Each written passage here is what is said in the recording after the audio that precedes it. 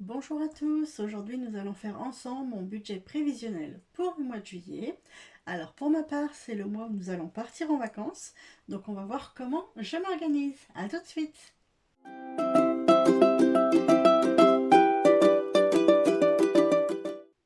Bonjour à tous et bienvenue sur la chaîne Merci Budget. Donc je m'appelle Géraldine et je suis salariée et j'ai en plus cette chaîne YouTube dans le but de vous aider, de vous conseiller pour faire votre budget. Alors aujourd'hui, on va faire ensemble mon budget prévisionnel pour le mois de juillet. Alors, c'est parti. Au niveau de mes ressources, de mon salaire, j'ai pour ce mois-ci 1265 euros. Au niveau de la CAF, pour ma puce, 185 euros. Et donc, le total, 1450 euros pour mes ressources. Au niveau de mes dépenses fixes, alors le crédit de la maison, nous sommes à 314 euros. Enfin, ma part s'élève à 314 euros. Mon conjoint paye la même chose. Total énergie, hop, 54 euros. Mon conjoint paye la même chose. Au niveau de l'eau, ma part est à 11 euros. Mon conjoint paye la même chose. L'assurance maison, hop, 8 euros. Pareil pour mon conjoint. L'assurance emprunteur, puisqu'on a une assurance à part pour le crédit de la maison pour pouvoir payer moins cher. Je vous encourage d'ailleurs à faire une assurance emprunteur auprès d'une autre assurance que celle de votre banque. Vous pourrez vraiment économiser beaucoup. Et donc là, c'est 15 euros pour ma part. Au niveau de la crèche, 125 euros pour ma part. Ensuite, j'ai mon téléphone personnel. Et là, je suis à 7 euros. Mais ça va changer puisque j'ai changé d'opérateur téléphonique. Puisque j'avais fini mon engagement. Ensuite, mes frais bancaires. Hop, 2 euros. Et mon assurance vie. Je mets tous les mois dessus 100 euros. Voilà, donc ça me fait un total de dépenses fixes de 636 euros. Et si on calcule mon reste à vivre, le total de mes ressources moins le total de mes dépenses fixes, nous sommes à 814 euros. Alors ensuite, nous allons passer aux dépenses variables. Alors pour les courses, je vais budgétiser ce mois-ci un petit peu plus que les autres mois, tout simplement parce que eh bien, on est en vacances. Donc du coup, nous sommes 4 à la maison, donc forcément, on va dépenser plus. Du coup, d'habitude, je prévois entre 380 et 400 euros par mois. Là, ce mois-ci, je vais prévoir un petit peu plus. Je pense que je vais prévoir 450. Je pense qu'on est pas mal. Et du coup, ma part s'élève à 225 euros puisqu'on fait moitié-moitié. En famille, ce mois-ci, je vais mettre 0 dans cette catégorie. Tout simplement parce que donc nous partons 2 semaines en vacances et que toutes les dépenses qu'on va faire pendant ces 2 semaines de vacances vont être comptabilisées dans la catégorie vacances. Donc on ne fera pas d'autres dépenses pour la famille. Pour la choupinette, notre fille, je ne vais rien mettre non plus. Je ne pense pas qu'on va faire de dépenses pour elle. Concernant la maison, en ce moment, on fait pas mal de dépenses dans cette catégorie puisqu'on essaye d'améliorer un petit peu la maison, notamment le jardin, puisqu'on ne l'avait pas fait depuis qu'on avait emménagé dans cette maison en 2019. Donc du coup, c'est vrai qu'on achète pas mal de choses. D'habitude, je budgétise 30 euros pour ma part et donc 30 euros pour la part de mon conjoint. Dans cette catégorie, je crois qu'on est déjà un petit peu en négatif. Je vais reprendre mon suivi annuel au niveau de mes enveloppes. Et je vais y arriver. Ouais, nous sommes déjà à moins 140 € dans cette catégorie. Donc là, je vais rajouter un petit peu, tout simplement pour qu'on essaye de rattraper un petit peu cette enveloppe qui est en négatif. D'autant plus qu'il est probable qu'on fasse d'autres dépenses ce mois-ci pour la maison. Donc du coup, il faut vraiment que je budgétise plus. Alors du coup, donc je disais, d'habitude c'est 60 € hein, qu'on met, le couple, notre couple met 60 € par mois pour la maison. Je pense qu'on va partir à 100 € ce mois-ci. Donc ma part s'élève à 50 €. Ensuite, au niveau du carburant, là pour le coup, je vais pas mettre grand chose dans cette catégorie, tout simplement donc, comme on part 2 semaines en vacances, donc personnellement j'aurai beaucoup moins d'essence à mettre, sans compter que j'ai fait le plein tout à la fin du mois de juin. Et dans cette catégorie, on peut voir que j'ai déjà 324 € en positif pour cette catégorie carburant. Donc ce mois-ci, je pense que je vais mettre 0 dans cette catégorie. Comme ça va rattraper un petit peu les dépenses en plus des autres catégories. Et concernant l'essence qu'on va mettre dans la voiture pour partir en vacances, ça va être dans le budget vacances. Ensuite, au niveau de mes achats perso, je vais me mettre une petite enveloppe de 30 €. Comme d'habitude, peut-être parce qu'en vacances, je trouverai peut-être quelque chose pour moi. Et au niveau de la santé, pour moi, je vais me mettre 0 € parce que je ne pense pas que je vais faire de dépenses ce mois-ci. Alors, j'ai pas noté ici, mais c'est 1 x 2. Mon conjoint paye la même chose, enfin de 0 €, ça va pas changer grand-chose. Pour ma choupinette non plus. Pour la maison aussi. Et voilà, et le reste, c'est personnel.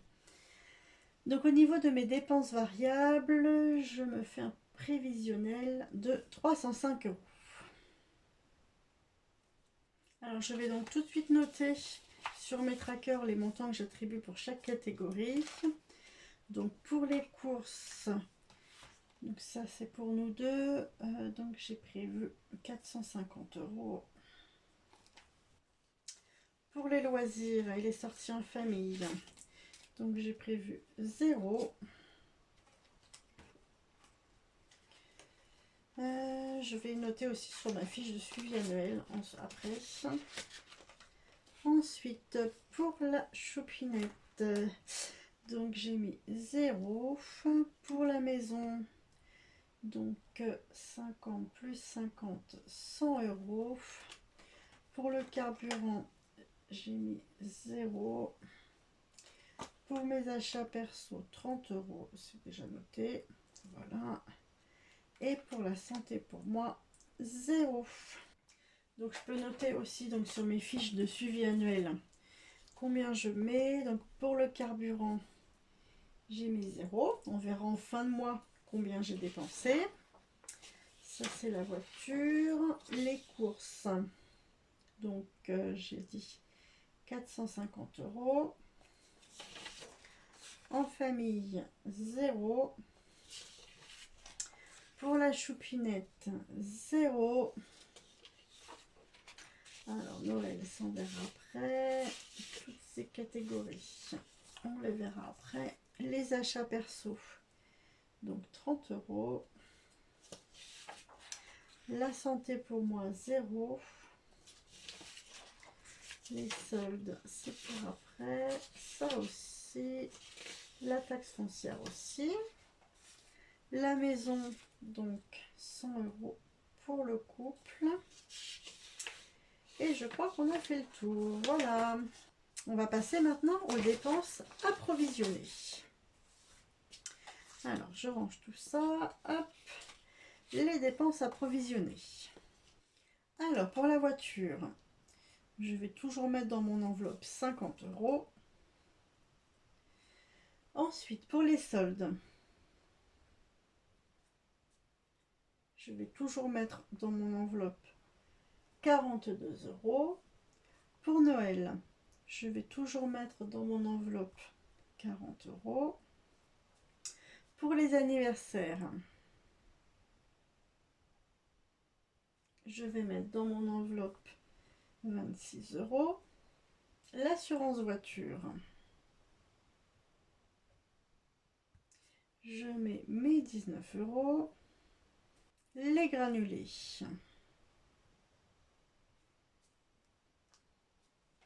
alors là pour le coup je vais peut-être mettre moins parce qu'il va falloir que je mette plus pour les vacances.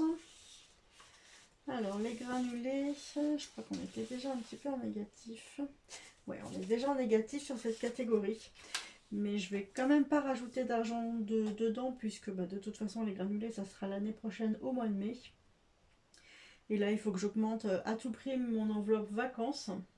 Donc du coup les granulés 0 €. Ensuite donc j'ai mon enveloppe vacances. Et là donc il va falloir que je mette un petit peu plus dans cette enveloppe. Puisque nous avons à l'heure actuelle sur notre compte bancaire, sur notre compte joint, nous avons 584 € qui sont réservés pour les vacances. Donc là, ça ne va pas être suffisant puisqu'on part quand même 2 semaines. Voilà, ne serait-ce qu'entre déjà l'essence et le péage, ça fait déjà une sacrée somme. Donc là, je vais augmenter vraiment cette catégorie. Et pour ça, donc, je vais faire tous mes petits calculs et je mettrai le reste dans ma catégorie vacances. Donc ensuite j'ai la catégorie inflation dans laquelle on va mettre 0 et la catégorie taxe foncière dans laquelle je vais mettre 0 € aussi puisque ce n'est pas tout de suite. Pour l'instant on a déjà une petite somme sur cette voilà, on a déjà 384 € dans cette catégorie, donc on est pas mal.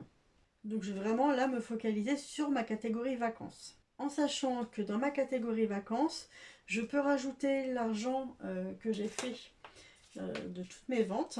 J'avais fait une petite catégorie épargne où dedans j'avais 165 € de toutes mes ventes que j'ai fait par rapport au tri de mes affaires. Donc j'ai ça que je peux rajouter dans ma catégorie vacances. Nous avons aussi les 96 € que Total Direct Energy nous a donné parce que on a réussi à vraiment diminuer notre consommation par rapport à l'année dernière. Du coup on a eu un bonus de 96 € et j'avais dit qu'on l'utiliserait sûrement pour les vacances. Et j'ai aussi l'enveloppe inflation dans laquelle nous avons 120 € et qui permet justement de pallier comme ça quand il y a des petites difficultés dans telle ou telle catégorie.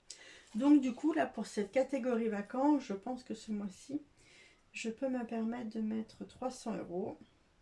Mon conjoint mettra aussi la même chose, je lui demanderai de mettre la même chose. Et donc ça augmentera quand même largement notre budget vacances, puisque du coup si je mets 300 € et lui aussi, ça nous fera 600 € en plus sur ce budget vacances. En sachant aussi que vraiment s'il faut, je peux par exemple ma catégorie Noël, puisque c'est pas maintenant, je peux par exemple mes 40 € les mettre, les transférer dans ma catégorie vacances pour augmenter ça. Et puis ensuite les mois suivants, je ne mettrai pas d'argent dans ma catégorie vacances. Alors on va le faire un petit peu le calcul de tout ça. Et donc si on fait le calcul de toutes les dépenses approvisionnées, on arrive à 477 €. Donc on va voir si au niveau du solde, on est bon.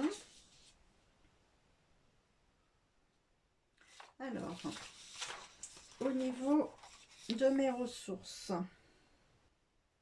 donc 1450 € moins 636 € de dépenses fixes, moins, hop là, c'est dans le désordre, moins les 305 € de dépenses variables et moins les 477 € de dépenses approvisionnées. Et donc ça me fait un total prévisionnel, il me resterait 32 € voilà, sur ce mois-ci, donc très bien. En sachant donc que dans la catégorie vacances, j'ai mis 300 € ce mois-ci, que donc on avait déjà 584 €. En sachant que les courses, même pour les vacances, sont dans la catégorie courses, je les ai prévues ici, en ajoutant un petit peu plus parce que forcément en vacances, au niveau des courses, on dépense toujours un petit peu plus. Et donc il me reste un solde de 32 euros. Donc écoutez, je pense qu'on est très très bien pour ce mois-ci. Voilà, comme je disais, s'il faut, je peux encore remanier un petit peu les catégories au fil du mois en fonction de, voilà, de mes dépenses. Ce que je vais faire, je vais emmener mon petit tracker, mes petits trackers pendant mes vacances pour pouvoir suivre toutes les dépenses qu'on va faire. Et à ce moment-là, effectivement, je réajusterai au fur et à mesure. Ça, c'est vraiment la base en fait. Hein, c'est effectivement, on fait le budget, c'est super. Mais ce qu'il faut surtout, c'est noter les dépenses. Alors, on n'est pas obligé de le faire tous les jours ou à chaque ticket de caisse. Voilà, on le fait tous les 2, 3 jours, une fois par semaine. Ça va dépendre en fait combien est-ce qu'on fait de dépenses. Mais ce qu'il faut surtout, c'est de n'oublier aucune dépense. Même si on fait une petite dépense de 2 euros pour un parking, eh bien hop, on la note quand même. Si on fait une autre petite dépense pour une glace, hop, il faut la noter également. Le tout, c'est vraiment de noter toutes les dépenses. Ça permet vraiment de suivre au niveau de son budget. Donc d'être serein, d'être sûr de ne pas être en négatif à la fin de ce mois. Parce que c'est pas parce qu'on part en vacances que qu'on a envie en rentrant de se retrouver sur la paille ou de devoir manger des pommes de terre pendant 3 mois. C'est pas du tout le but, hein. C'est super de partir en vacances, c'est très bien. Mais c'est vrai que c'est pas pour ça qu'il ne faut pas faire attention aux dépenses qu'on va faire, c'est quand même important. Donc voilà, j'espère que cette vidéo vous a plu. Si c'est le cas, vous mettez un petit pouce, un petit j'aime. Vous pouvez vous abonner, vous pouvez partager cette vidéo si vous pensez que ça peut intéresser d'autres personnes. J'ai mes petits trackers dans ma boutique Etsy pour rappel qui sont en ce moment à 50%. Donc surtout n'hésitez pas parce que je ne sais pas combien de temps je vais les laisser avec cette promotion. Et puis donc moi je vais partir en vacances pour ce mois de juillet. Je vais continuer quand même à vous faire des vidéos parce que moi ça me plaît de pouvoir aider quand je reçois un petit commentaire. Ça me fait vraiment très très très plaisir. J'ai en préparation le budget d'une abonnée sur lequel je me suis penchée. Donc j'ai hâte aussi de pouvoir vous proposer ça. Et puis je vous souhaite des bonnes vacances. Et puis je vous dis à très vite. Bye!